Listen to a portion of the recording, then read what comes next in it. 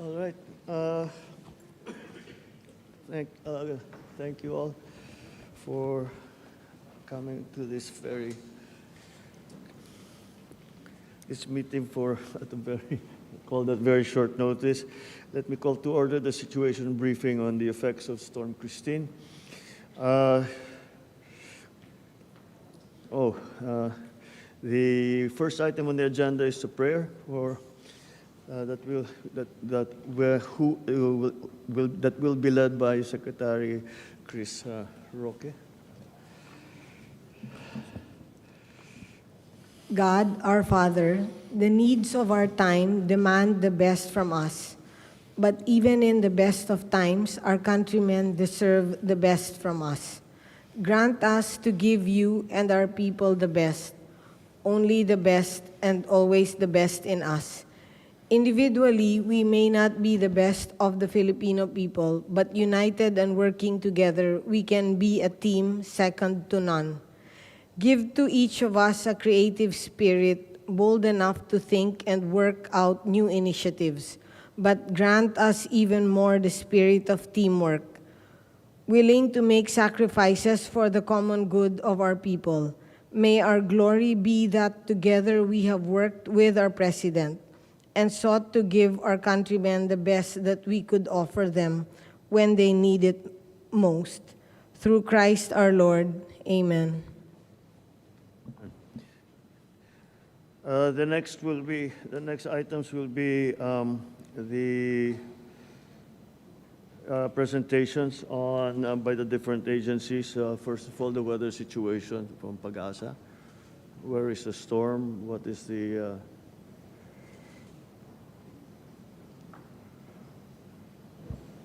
Yes, good morning, Mr. President. At maraming salamat po sa ating lahat. Magandang umaga po. So for the tropical cyclone update kay Tropical Cyclone Christine, severe tropical storm. So for today, makikita po natin na as of 8 a.m. location, nasa 200 km west of Bacnotan, La Union. So yung movement niya medyo bumagal po ngayon, west-northwest at 15 km per hour as of 8 a.m. Analysis. And then intensity po niya nasa 95 km per hour and then gustiness up to 115 km per hour. So next slide po. So ito po yung mga rainfall distribution throughout the country from October 21 Monday until October 23 Wednesday. So makikita po natin na ang concentration ng Monday ay dito sa may Bicol region.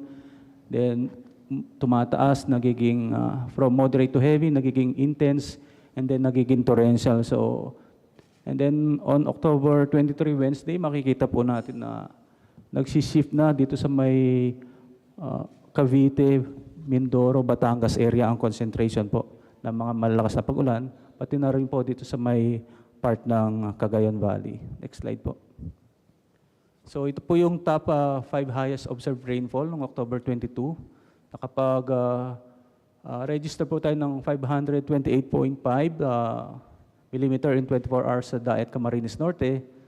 Yung kung kukumpara natin sa stations normal ay 489. So may increase po tayo ng 107%. So sa Legazpi, 431. And then kung ikukumpara natin, nagkaroon po tayo ng increase ng 134%. So sa Huban at sa Mulanay, wala pa po tayong stations normal, pero ang recorded rainfall sa Huban, Sorsogon ay 406. Sa Mulanay, Quezon ay 384.6. At sa Vera, Catanduanes, nasa 82% satisfied na yung buwan ng October. Naka-register po tayo 327.3. Next slide po. So ito po yung 3-hourly rainfall yesterday. Pakikita po natin mga intense, yung mga nasa violet and then nasa intense to torrential rainfall po yan. Makikita natin na dito sa may Batangas, Cavite, Mindoro area, nakakoncentrate yung mga malalakas na pagulan. And then dito po sa may bandang western part, sa may Ilocos region, itong Dagupan, sa may Pangasinan, and then Iba, Zambales, nagkaroon din po ng mga intense to torrential rainfall. Next slide po. So ito po yung status ng mga dams natin.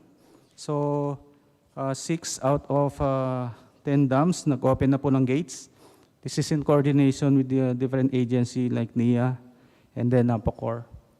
So makikita po natin yung Ipo and Bustos Dam, yung cascading dams along the Angat River in Bulacan. So ang possible maapektuhan ng municipalities, ito pong Norsagaray, Angat, Santa Rafael, Bustos, Baliwag, Pulilan, Plaridel, Kalumpit, Baumbong at Hagonoy. Ito naman pong cascading dams ng Agno River. Ito pong Amboklao sa may Bocod, Binga sa may Itogon at San Roque sa may Pangasinan. Ang maaari pong barangay na maapektuhan dyan, sa may Amboklao, ito pong barangay sa may Amboklao, sa Binga, ito pong barangay sa Dalupirip and Tinongdan, sa may San Roque, municipalities of San Manuel, San Nicolas, Tayug, Asingan, Santa Maria, Rosales, Villasis, Santo Tomas, Alcala, Bautista at Bayambang. So next slide po. So sa Magat Dam naman sa may Isabela, yung municipality po ng Alfonso Lista sa Ifugao and the municipalities of Ramon, San Mateo, Aurora, Cabatuan, Luna, Reyna Mercedes, Burgos, Nagilian, and Gamu. Lahat po yan nasa probinsya ng Isabela. So next slide po. So ito po yung ating scenario for the tropical cyclone, yung nasa labas ng PAR. Sa ngayon po, tropical depression na siya. So inaasahan natin by tomorrow evening, papasok na ito ng ating Philippine Area of Responsibility.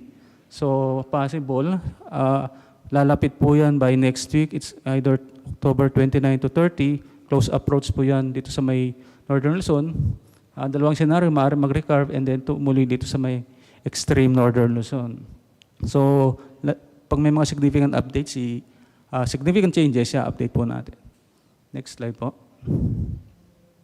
So yun lang po. Maraming salamat po. All right. Thank you. Yung sa storm track, yung una atang linabas ninyo. I saw a report that pwedeng bumalik. The storm umikot na eh.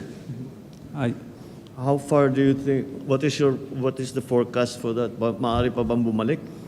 yes sir, may scenario po na maaaring bumalik siya, pero paglabas po ng PAR and then babalik siya, papasok lang din po uli and then lalabas na uli. So hindi na po siya masyadong didikit sa western part ng Luzon. Yeah, because it doesn't have to make landfall for the damage to occur. Yes sir. Kung titignan mo, ito din yung sa radar. Yeah, exactly that.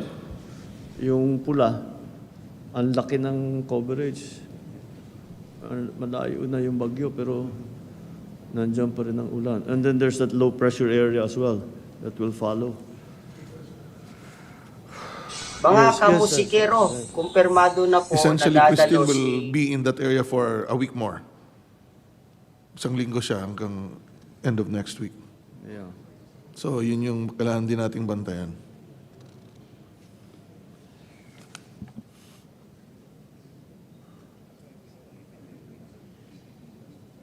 Oh, God. All right. Okay. Well, it is what it is. We just have to deal with it. All right. Thank you for the weather situation report. Now we will go to DILG, Secretary John Vic, for the affected communities report. Sir, Region 4A and 4 and 5 were most heavily affected. In the entire country, those affected is Region 1, 2, 3, Calabarzon, Mimaropa, 5, 8, CAR, and NCR. Affected LGUs were 44 provinces, 73 cities, 733 municipalities, 14,666 barangays. We had for operational 5,791 evacuation centers, of which 19,961 families were evacuated, and 64,000 served in the evacuation center, 64,000 families. As of now, sir, most have been, except for the Naga region, most have returned back to their homes. So we are still waiting for the reports on the status of the evacuation centers. But no reports of crimes against people in the evacuation centers, sir.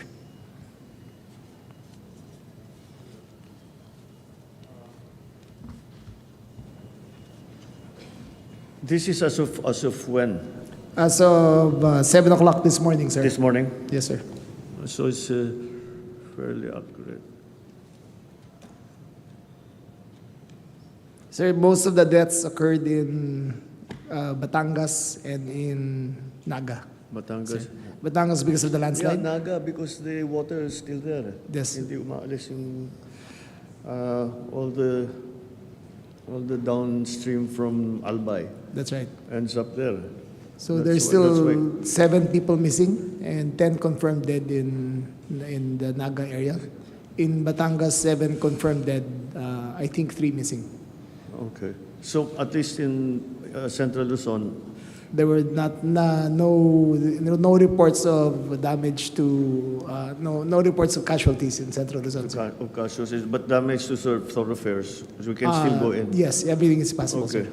That's the problem we're having with Bicol is ang hirap pumasok. Yes. Both because of the weather and because and the flood, the continued inclement weather and the access.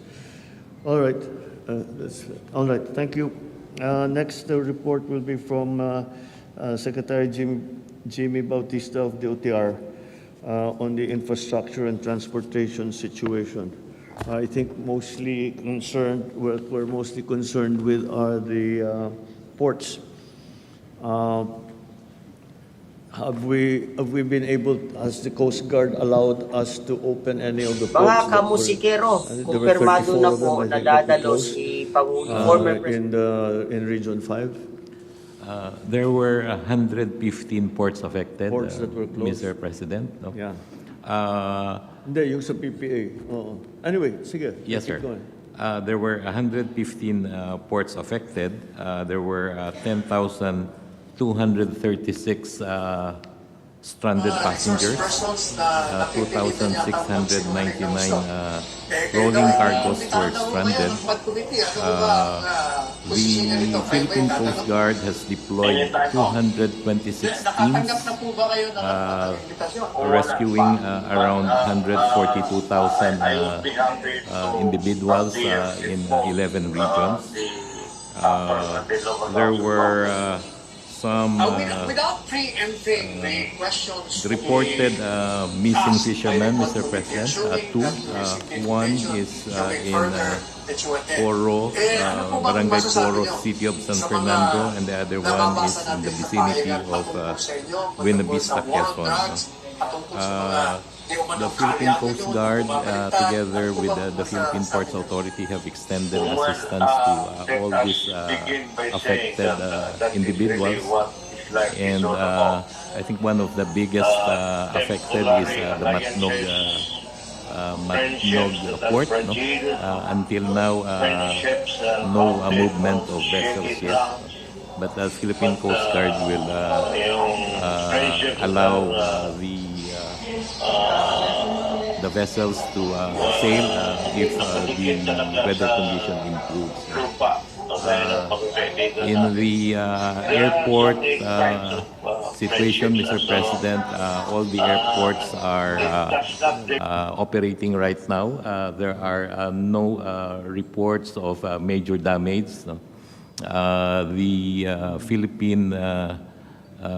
The Civil Aviation Authority of the Philippines and the OTR are on standby in all the airports, so we can coordinate for possible distribution or transport of relief goods. So we're coordinating with all the other agencies, Mr. President.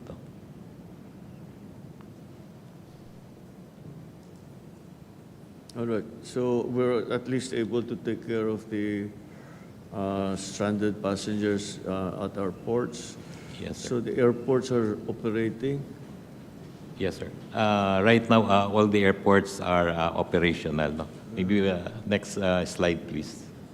So these are the affected passengers, 67 delayed flights from October 21 to October 24. There are almost 29,000 passengers affected, either by delayed flights, canceled flights, or diverted flights. Next slide, please. So these are the regions affected, as mentioned earlier. 10,475 passengers were stranded, no? 111 vessels, and 2,839 rolling cargos. No? These are the rescue evacuation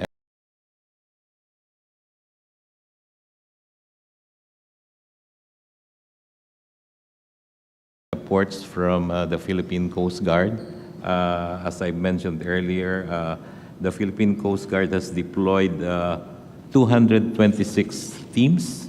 They have deployed 130 aluminum and rubber boats. So the Philippine Coast Guard continues to monitor all these ports, no? And will issue clearance to sail when the situation improves. No? Next slide, please. So some of the operating lines, this is for the Philippine National Railways. There's no operation in Naga to Legazpi, Naga to Sipocot, and Calamba, Lucena. No? In Naga, the other day, the station was submerged with water. The officers of PNR assisted many passengers and employees, no? See to it that they are safe. The other, these are actions taken, removal of trees and debris ongoing, cleaning of stations in Naga, and as I've mentioned, they have accommodated evacuees in Naga and Iriga. No? Next slide, please. So these are some of the pictures that were taken in Naga and Iriga. No? Next slide, please. No? For LRT1, fallen tree, there's fallen tree between EDSA and Libertad Station. The operator, the Light Rail Manila Corporation's engineering personnel were on site working to safely remove part of that tree. No? So yesterday at 7 p.m., the damage to the catenary system and have been worked on. No? So LRMC implemented limited operations. And it will be operational today, Mr. President. No?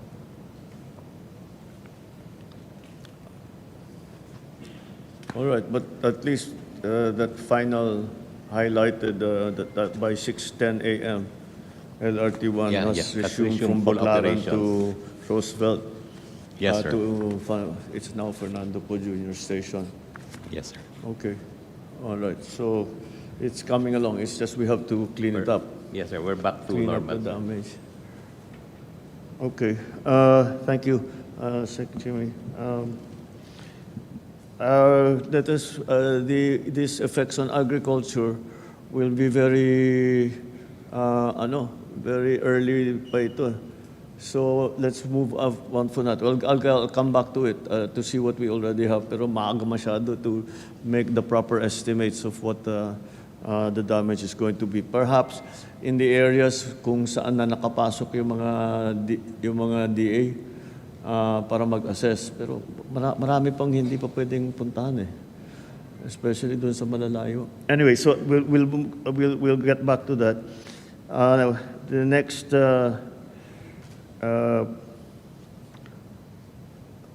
the next item on our agenda is a report from the SWD. Secretary Rex, you're already in Naga?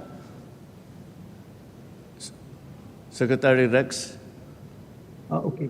Good morning, Mr. President. Yes. Mr. President, as you instructed, we were able to land in Naga this morning. If you'll allow me, Mr. President, to introduce Mayor Legacion is beside me, and Congressman Bordado of Naga is also here. We're in our mobile command center in the City Hall of Naga.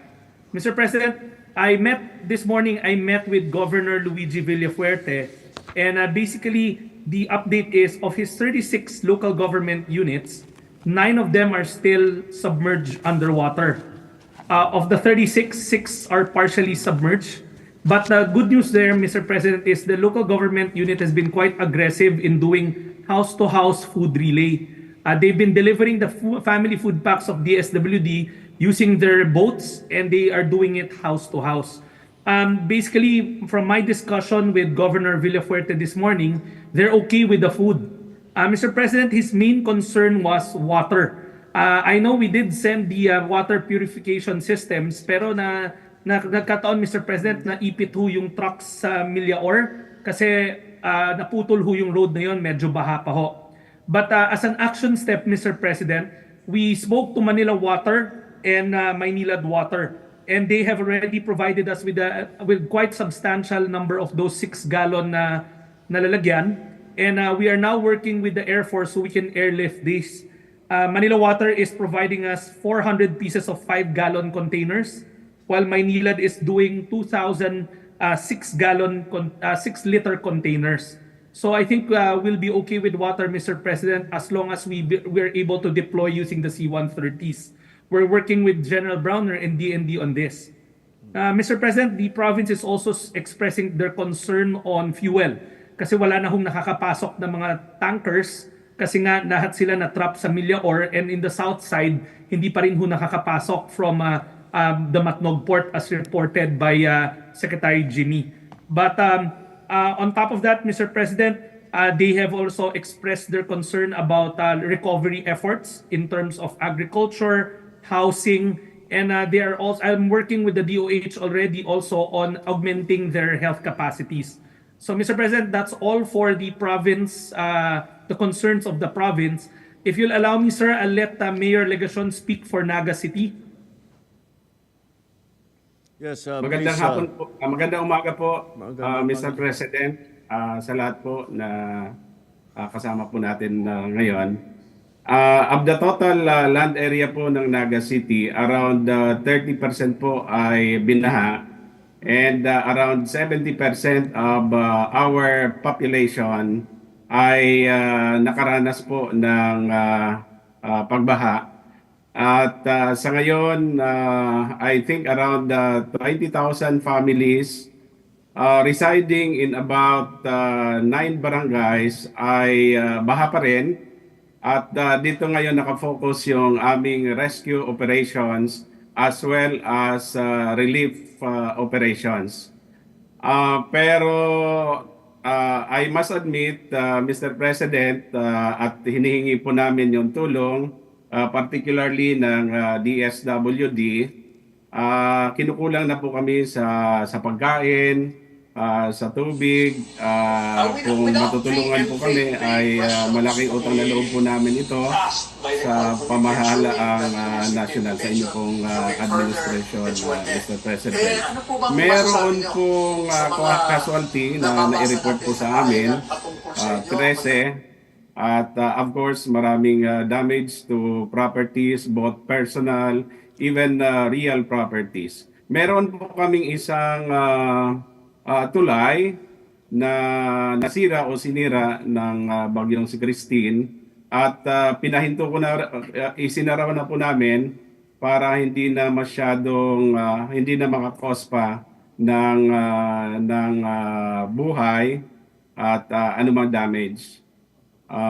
So ang tingin po namin, Mr. President, hanggat hindi pa nako-cross yung highways sa Millaor at hanggat hindi pa po nakakarating yung mga ayuda coming from Metro Manila, from the national government, ay mas mahihirapan pa po kami. Thank you, Mayor. Mr. President, I updated the mayor that right now, for our regional warehouse, we still have 86,000 family food packs. And I assured him, magkatabi naman ho kami, na he can pick it up anytime. He has a standing request of 30,000. We're ready to distribute that, Mr. President. Of course, he'll take charge with the last mile, pero we still have food on the ground. And I assured him already that ready ho ang national government to augment his needs. Now, yung water po, as I mentioned, Manila Water and Maynilad Water Areas. Mayroon pa rin, Mr. President, mga ilan-ilan na natatanggap kaming rescue request, at nagre-respond pa po kami hanggang ngayon. Pero I think we are now shifting our operations from rescue operations to relief operations. Inaasahan po namin na hanggat may baha ay patuloy na mahihirapan, kinakailangan ng aming mga kababayan ng pagkain, ng tubig, maging ng damit. Ito yung una muna na necessity sa ngayon. Oo. Mr. President, if I can speak on behalf of the province, kasi si Gov, I couldn't pull him dahil he's quite busy with his own operations kanina. Basically, Mr. President, for Camarines Sur, ang report ni Gov, wala na hong kailangan ilikas. Yung mga nakikita natin sa mga tahanan, what they're doing lang is they're waiting for the floodwaters to recede, pero ang hinihingi nila food. So that's why the province has mobilized both brigades to distribute the family food boxes of DSWD. So sa side ho ng province, wala na hong nililikas, more of food relay na lang using the boats po. Very well. All right, but we have all of these, yes, all of these goods available. At saka na, we're seeing the pictures now of some of the relief efforts that are ongoing. Kahit na may baha pa rin, at least nakapasok na yung mga ating mga tao, together with some of the relief goods and some of the equipment that we need, yung mga water purifiers. How are we doing on the water supply? Because kahit baha, it's always the critical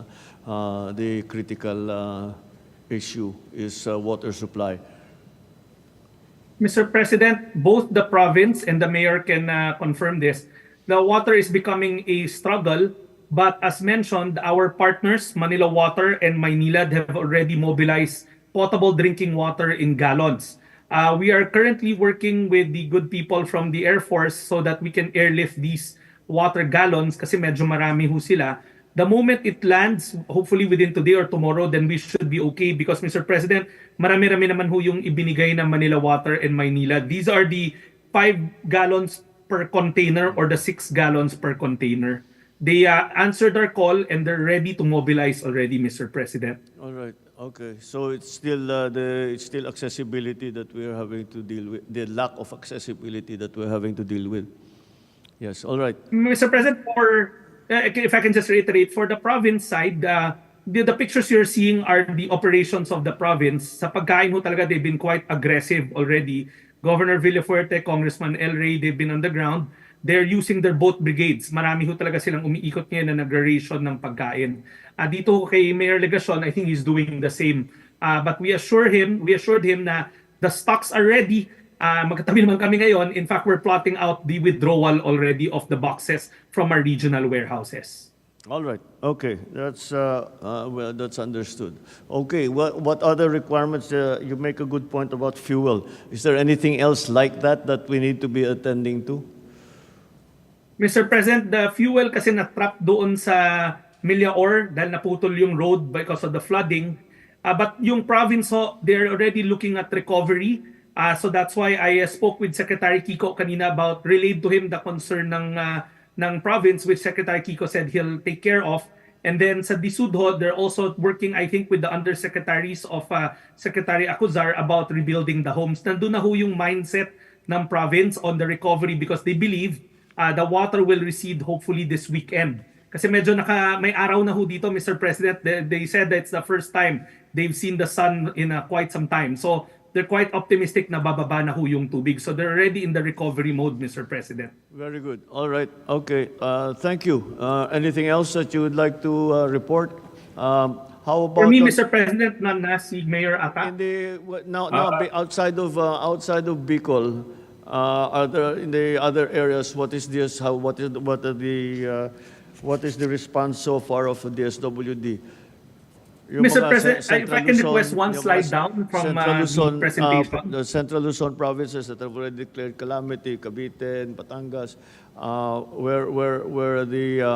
what are we doing in those areas? Yes, Mr. President. In the presentation that's flashed, we have already released a total of 150,000 family food packs nationwide. Mr. President, the numbers in Calabarzon are still coming in kasi kagabi lang namin nakukuha yung mga numero because the effects they started feeling the effects last night. But Mr. President, to assure you, in Calabarzon and in the Metro Manila corridor, we have close to around 250,000 family food packs ready for dispatch anytime. So, Mr. President, we're working with the local government units and the congressional offices. If they have the requirements, we keep on releasing. We've been talking to the LGUs, Mr. President. All right, okay. That I don't think in the other areas we have such a problem with accessibility. Talagang sa Region 5 talaga kasi yung baha hindi umaalis. I was asking some of the locals, is there something more that we can do to bring the water down? O aantayin lang talaga natin hanggat bumaba? Wala tayong magawa para i-accelerate yung paglabas ng tubig? Mr. President, sa parte po ng Naga, kasama na din po yung Milaor area, mukhang ito talaga yung parang basin. Dito bumababa lahat ng tubig na nanggagaling sa upper portion, including those in Rinconada at from Bay. Mukhang maghihintay po talaga. Sana maganda yung panahon. And yun naman yung aming paniniwala. Baka mamaya and tomorrow mukhang passable na po yung highway sa Milaor. Matapos na magsagawa ng clearing operations yung DPWH, katulong yung City Engineer's Office ng Naga City. Okay. All right. Okay, I think we continue to concentrate on Region 5 for now because they're the ones in most need. Everybody is in need, but the accessibility problem of Region 5 is a little bit more pronounced than all the other areas. All right, okay, thank you, Secretary Rex, for your report. I'd just like to bring up the point that Secretary Rex talked about is the fuel. This always happens pag walang access. What are we doing about that? Sir, talking with the fellow cabinet members, just instructed OCD to find a road route in the Bondok Peninsula and then LCTs from Bondok Peninsula to Camarines Sur, where we can ferry actually fuel vehicles, fuel tankers, etc. So there will be a shuttle, food, water, and fuel, sir, via crossing the Bondok Peninsula, that body of sea, to Pasakaw. Have they started to? They will start today, sir. Okay. And airlift, sir. Nakaalis na sila or they will still? They're still logisticizing it, sir, but by today. Putting together everything. Yes, sir. And may I say also, Mr. President, Philippine Air Force already was able to go into Naga and to Legazpi. Yes. And we will continue the air bridge to take advantage of any gaps in the weather now. The things that are coming up, which we have experienced before, is probably the need for airlift capability sa rotary siguro kasi isolated areas kahit na hindi mapasok ng land vehicle. We should Yes, sir. try at least because they're already in their second 2.5 days na sila sa Region 5. Sir, the 205th Helicopter Wing and the 505th Search and Rescue Group are deploying all Rotary assets already, sir, Alright. to the area. Okay. Yes, Secretary Tony. Sir, if I may, in previous disasters such as Odette, we mobilized the private sector to locate their stocks in the area and please provide access to stocks already in the area. So, sir, fuel stocks sometimes are in depots and actually already in the proximate areas where they can actually be accessible. So, sir, if I may suggest, we could call on the private sector to release their here po, sir, represented today. All right. Okay. Sekmani, Yes, Mr. President. I think the only problematic section along the Maharlika Highway to reach Camarines Sur now is actually the section in Quezon. This is in the Lopez Catanawan section. When the last few days it was not it was closed to traffic, but as of now, heavy vehicles can now pass through, Mr. President. So I think there is a good chance for the vehicles now to pass through and go to Camarines Sur, Mr. President. Marami raw talagang marami ang landslide, that areas where they did not have landslides before. The former governor was just explaining to me sa Cavite ganun. Hindi sa Cavite, sa Batangas, yung mga area na hindi pa nakakita ng landslide noon, nag-landslide na ngayon. So, I guess our problem, yung lupa is completely saturated. Wala nang talaga pupuntahan yung tubig. Anyway, all right, okay, thank you. I think next year, the response of the Department of Health to the typhoon Christine. Can we hear from Secretary Ted? Thank you, Mr. President. I'd just like to highlight the actions taken by the Department of Health. We've activated actually Code Blue. Code Blue is our highest response to our disaster in Cagayan Valley, in Bicol, and Ilocos. We maintain Code White in the NCR, in Central Luzon, Mimaropa, Western Visayas.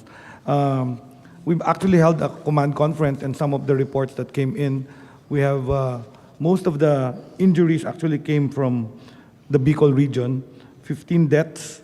The landslides po, Mr. President, I think it's very clear, yung landslide kasi they're the ones that actually cause death. So it's very important that we map out where the high-risk communities are para pag malakas ang ulan and when it's continuous rain, we evacuate them also early. Not only flood-prone, kasi yun yung dapat siguro nating makita. 11 of the deaths of the 15 are from Bicol, and half of them were from the landslide. Of the recorded injuries, mostly mga wounds ito, when people rescue out of their homes from floods, they get injured. So, of the hospitals po, we have 9 facilities with minor damages. No? Of the 2 big hospitals in Bicol, Bicol Medical Center and Bicol Regional Medical Center in Albay, the one in Naga and one in Albay, are both functional, although we lost power and we also lost damage to the internet server of our Bicol Medical Center, but the hospitals are functioning.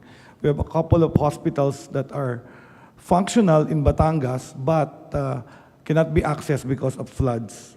So, yun po yung situation natin. Of the goods that we have deployed, we've actually sent out 97 million pesos worth of medical supplies and public health emergency supplies. We've also given out 36 million worth of water sanitation and hygiene. These are the blue jerry cans that we see in the evacuation centers. One can per family, and it's you just put one aqua tab, and it's potable also to replace our water filtration na hindi pa dumadating to provide drinking water for our people. Then we also have allocated 6.8 million for nutrition, 1.8 million for psychosocial support, a total of 142 million pesos, Mr. President.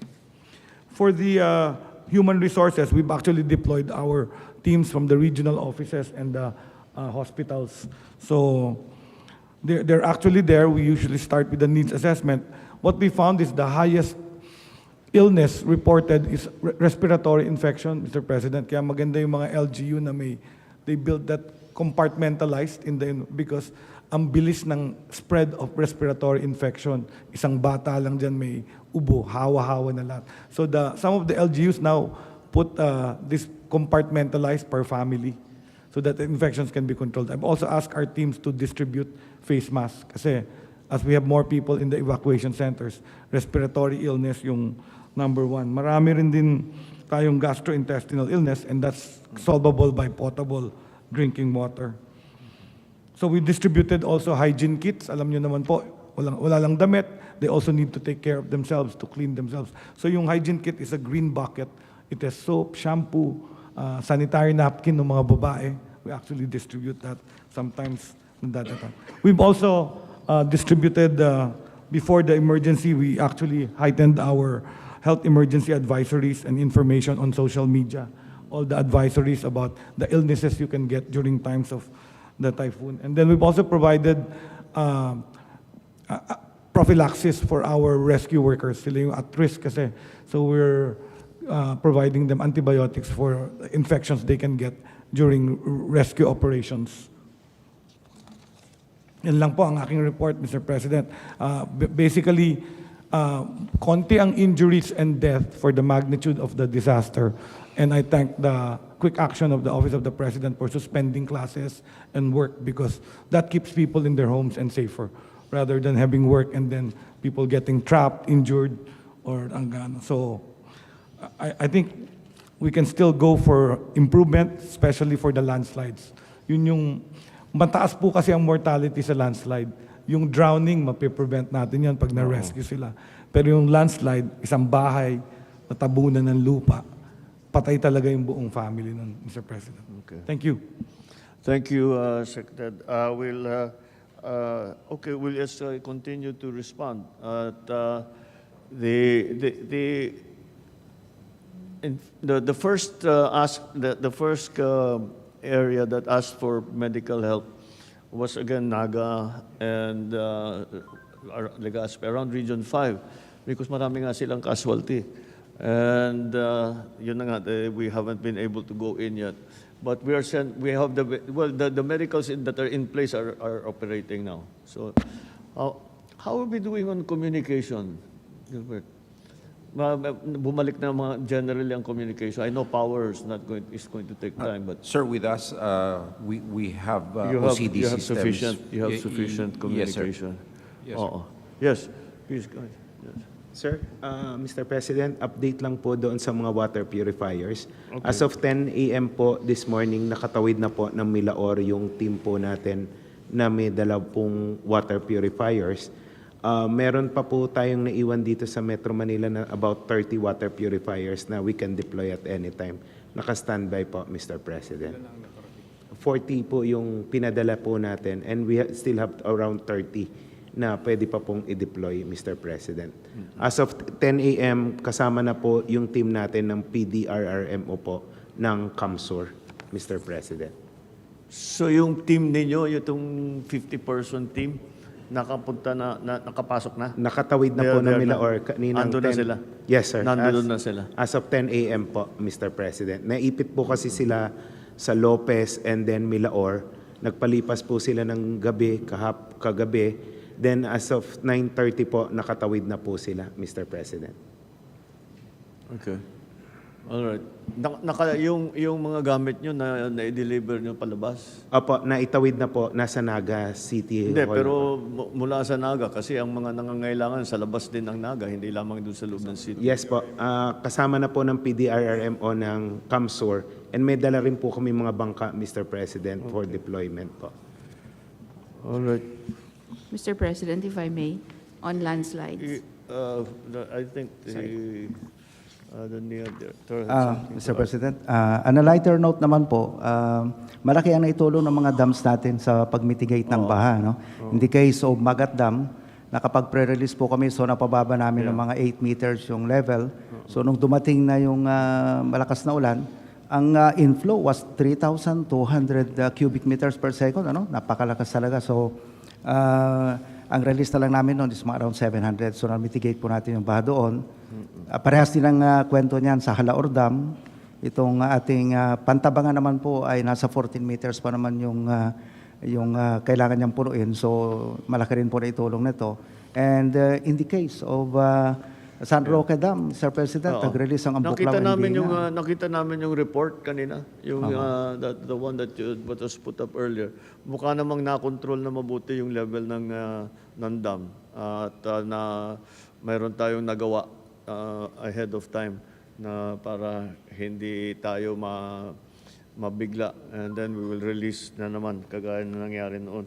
So anyway, mabuti yun at let's maintain that standard procedure from now on. Pagkabasta't may parating, lalo na ngayon, mukha yung mga bagyo talagang ang daming tubig na dala. Kaya yun ang ating kailangan alalayan. All right, so let's move on now to the funding that will be required to support all of this relief and support and recovery for all of these areas. So we ask DBM, Sekmina, if you can. Yes, Mr. President, good morning, and good morning to the members of the Cabinet. First slide, please. I will briefly show all our possible sources of funding. Next slide. Presented on the slide is a status of the NDRRM fund releases from 2024, GAA, and 2023 continuing appropriations. As of October 24, 2024, the NDRRM fund has a total available balance of 1.983 billion pesos, of which 1.845 billion is from our 2024 General Appropriations Act, and the remaining 139 million pesos is from 2023 continuing appropriations. However, from the remaining balance, we still have a pending request for QRF replenishment for SARO issuance in the total of 1 billion pesos, broken down as follows: DPWH, 1 billion pesos, DILG PNP, 25 million pesos, and DND OCT, 37.5 million pesos. The available balance of the NDRRMF after the issuance of ZARO for this QRF augmentation request will be 921.4 million pesos. Now on the QRF, based on the tentative report submitted by respective implementing departments and agencies as of September 30, 2024, the recipient agencies were able to obligate 14.7 billion pesos, or 48.8% out of the total allocations received for QRF as of October 24, 2024, of the 30.093 billion pesos. The fiscal year 2024 allotment received for QRF is at 19.088 billion pesos, which is broken down as follows. For agency-specific QRF appropriations, it's 7.925 billion pesos, and for QRF replenishments from NDRRMF, it's 11.163 billion pesos. The fiscal year 2023 continuing appropriations of 11 billion pesos represents QRF unobligated allotments for fiscal year 2023. Now, on the next slide, we will show the utilization rates of recipient departments and agencies. To date, the slide shows that the DILG PNP was able to obligate a total amount received of QRF amounting to 58 million pesos. On the other hand, the DepEd OSEC, with the highest QRF allocation of 3.5 billion pesos, recorded the second lowest utilization with only 7.43%, slightly higher than the DILG BFP of 7.34%. Shown on this slide, Mr. President, are the balances of the QRF that are already within the departments. As you can see, Mr. President, for the Department of Agriculture, they still have more than 1.5 billion ready for usage. For DepEd, more than 3 billion for repairs of school buildings. DILG Bureau of Fire, they still have budget. PNP, they've already used up their QRF. OCD, almost finished with 75%. DPWH, OSEC, they still have roughly 60% of their QRF fund for usage. DSWD, it's almost finished. I'm in touch with SecRex and just waiting for the request for the balance of QRF that you need. It's more than roughly, I think, 500 million pesos. I'm just waiting for the letter, Sec, and then we'll release it within the day. And then the DOH, sir, we still have funding, but let me know if you need more. And the DOTR, Philippine Coast Guard, 50% of their budget has been utilized. Now, for other funding sources, we all know that the Local Disaster Risk Reduction and Management Fund, wherein no less than 5% of the estimated revenue from local government units, regular sources can also be used to support disaster risk management activities, including pre-disaster preparedness programs, post-disaster activities, and for the payment of premiums of calamity insurance. Of the amount appropriated, 30% should be allocated for respective QRFs, Mr. President. Under funding sources, Section 22 of all government departments, bureaus, offices, and agencies are authorized to use a portion of their appropriations to implement projects designed to address DRRM in accordance with guidelines issued by the NDRRMC in coordination with the Department of Budget and Management. For example, under the DPWH, they still have a balance of 4.38 billion, which I think they've been using it, that can cover maintenance of regularly performed on national roads and bridges throughout the year. The maintenance activities include, among others, various work categories such as temporary repairs of roadways, shoulder maintenance, drainage maintenance, replacement of pavements, among others. SecMani, this is on top of the QRF requirement that you requested. And the same with the Department of Health, the MAIP. To date, we still have a balance of 11 million, Secretary. So I guess it's already downloaded to the respective regional offices. We hope that they'll be able to utilize, and then we'll be releasing, I guess, 10 billion. You have a pending request now of 10 billion pesos. It's for signature today, so we'll have it released today, Secretary, Mr. President. And another source could be the contingent fund. It has a balance of 10.33 billion pesos to date, Mr. President. The appropriation may be utilized for funding requirements of new and urgent activities or projects of the national government agencies, GOCCs, local government units that needs to be implemented or paid during the year, Mr. President. So we still have 10.33 billion of this. And assuming we need more, Mr. President, we still have, I just received a certification from the Bureau of Treasury, Department of Finance for unprogrammed appropriations. So assuming we need more funding, Mr. President, we can tap the unprogrammed appropriations. Rest assured, Mr. President and members of the Cabinet, that the DBM remains unwavering in the commitment to provide funds to the agencies that require support for programs focused on immediate disaster response and rehabilitation, Mr. President. Right. So certainly the ones that are to the different agencies are already with them. So that's readily available. The other requirements like siguro John Vic, yung mga QRF ng local, wala na yan. Ubus na yan, matagal na naubos yan. So they will need more support. Yes, sir. Anyway, so doon natin kukunin doon sa not only the agencies but also the from the DBM kung ano pa yung mga kailangan natin. Now is the time to download all of the MAIC and AICs and UDA that we still have. All right.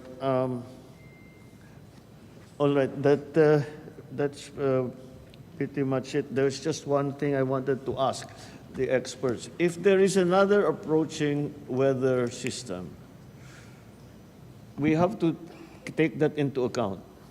Because kung aayusin natin, and then 3 days later, sisirain din ng susunod, sayang lang yung ginawa natin. At the same time, in those 3 days, kailangan ng tao na may daan, na may... how do we handle this so that we make maximum use of our resources? Sec Gilbert, maybe you have an idea on what is the concept, how we should apply our resources. Certainly, ang mga relief, yung mga rescue relief, wala na, hindi natin pwedeng i-delay yan dahil buhay na ng tao yan. So we just have to keep going in that. Now, when it comes to the rebuilding or repairing, all of these things, what are we have to think in the slightly, not short term. Paano ang handling natin dyan? Kasi yun ang inaalala ko nangyayari, madalas mangyari yan Bagong gawa yung kalsada or whatever, kaka-inaugurate, ribbon cutting lang natin, 1 week later sira na dahil may dumaan na bagyo. That's what I would like to, hopefully to avoid. Yes, Mr. President. I think, excuse me. The protocol that we are adopting in the department is once in response to calamities, actually, the first thing that we do is actually just to clear out the roadways, actually to restore immediately yun traffic. necessary yun kasi we need those thoroughfares para ipasok yung gamit at saka yung mga tao. Yes, Mr. Yeah, President. that's what we're going to have to contend with.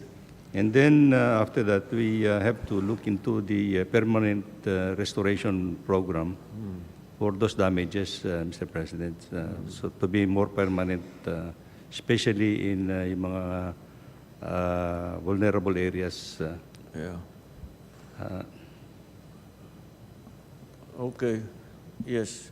But in all that we do, let's keep that in mind. Wimpy, you wanted to add something? Yes, Mr. President. Wimpy wants to... Yeah, the time that you were sponsoring the Department of Housing and Urban Dev, there is an enumeration of the MHS policy on basic needs and the hierarchy. Okay. And that was designed precisely to respond to situations like this. So the priorities are as follows. It's water facilities that we have to concentrate on. So during these 3 days, we have to replenish water, and then the energy, including the fuel, and then the food, clothing, shelter, health, education, and then the rest is what was mentioned by DPWH. It's access, it's livelihood, it's recreation, and ICT, and the overall security where the PNP and the other security sector is concerned. So, demands-based approach po siya, and dun po yung tutukan ng government and the community. Protectionan yung 13 basic needs, and then just prepare for the next. Okay. All right. Well, my concern that I just spoke about fixing something that will just be destroyed a few days later, that also applies to power. Oo. Kaya Yes, yun ang kailangan natin alalahanin. Anyway, it's not an easy situation. There's no simple answer to any of this. We'll just have to keep monitoring the situation and make sure always the rescue and relief are that cannot stop. It doesn't matter if there's another storm coming. We cannot stop. That cannot stop. And then the support that we are giving, that the SWD giving, is those who have been displaced, who are still in evacuation centers, or they are staying with outside of their own homes, wherever that might be, with relatives or friends. That also cannot stop. So those are the main elements, I think. Sa agri, Sekiko, well, at what, nakapag-ani na ba sa... Mr. President, or they're in the middle of harvest? we have already harvested about, depending on each area, 60 to 70%. And actually, before the storm hit, a week before the storm hit, we accelerated harvesting and buying from NFA then. So, nakatulong naman yun, sir. Yeah, so we'll have to make up for that 30 to 40% kung sakali na outright na destroyed. Hopefully, hindi naman ho, but yes. Well, but we have enough stock, sir. Then we have Kadiwa trucks also going to Kamsur, right, and we also have NFA rice ordered by the LGUs being deployed as we speak.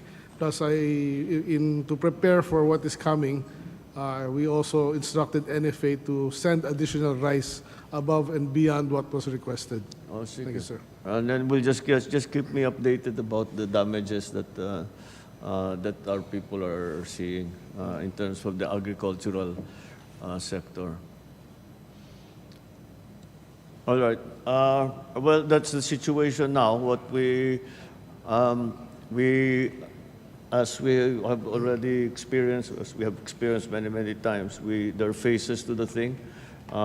There's the rescue phase, then the relief phase, and then the recovery phase, where we start to bring our people back to their normal homes, residences. It is made much more complicated by the fact that lawak nung effect, napakalawak yung effect ng bagyo. So, what happened is that Bicol is in one phase, Central Luzon is in another phase, first Region 1, 2 will be in another phase. So it became complicated because ang laki ang pagkatama, tapos ang tama hindi sabay-sabay, iba-iba. At siyempre, dumaan ng dahan-dahan. So we just have to be more creative and be able to maximize our resources. All right, batay ko, nandyan na yung sundo ko. We're going to make an inspection. So, okay, just keep me informed, and whatever problems arise, just raise them up with me. And if not, actually, amongst yourselves, if you can solve it, let's do it that way, as quickly as possible. Just remember, there are people still in water right now. They're still flooded. They're walking around with water up to their waist. They have no water supply. They have no food. They have no place to stay. So if you think you're tired, think about what their condition is. So let's always keep that in mind. And as a last item, I'm happy to note that the other our partners in the private sector are here. There is the Philippine Disaster Resilience Foundation. I'm over here, Mr. President. There, yeah, that's right. There you are, and Arise from Here, the Mr. President. SM group, and of course the Red Cross, who is always present at these things. Thank you for your attention, and thank you for the help that you will be providing. Okay, I think that's it for now. Maraming salamat. Thank you.